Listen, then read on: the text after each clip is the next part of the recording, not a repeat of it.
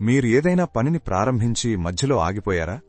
లేదా ఎదురుదెబ్బలు తగిలి అలసిపోయారా? అయితే ఈ మాట మీకోసమే. హగ్గాయి 2:4. ధైర్యము తెచ్చుకొమ్ము, దేశములోనున్న సమస్త జనులారా ధైర్యము తెచ్చుకుని పని జరిగించుడి. నేను మీకు తోడుగాయున్నాను.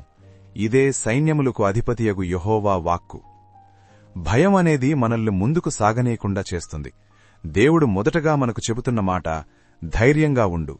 పరిస్థితులు ఎలా ఉన్నా మీ మనస్సును దృఢంగా ఉంచుకోండి. కేవలం ఆలోచిస్తూ కూర్చుంటే ఏదీ సాధ్యం కాదు. అడుగు ముందుకు వెయ్యండి. ఆగిపోయిన పనులను మళ్లీ మొదలుపెట్టండి. పట్టుదలతో శ్రమించండి. మీరు ఒంటరిగా పోరాడటం లేదు. విశ్వమంతటినీ సృష్టించిన దేవుడు నేను మీకు తోడుగా ఉన్నాను అని హామీ ఇస్తున్నారు. ఆయన తోడు ఉంటే అసాధ్యమైనవి సుసాధ్యమవుతాయి. ఓటమి ఎదురైందని ఆగిపోకండి. విజయం మీ దరికి చేరాలంటే మీరు ధైర్యంతో పనిని కొనసాగించాలి. దేవుని బలం మీకు తోడుగా ఉంది కాబట్టి మీరు ఖచ్చితంగా విజయం సాధిస్తారు.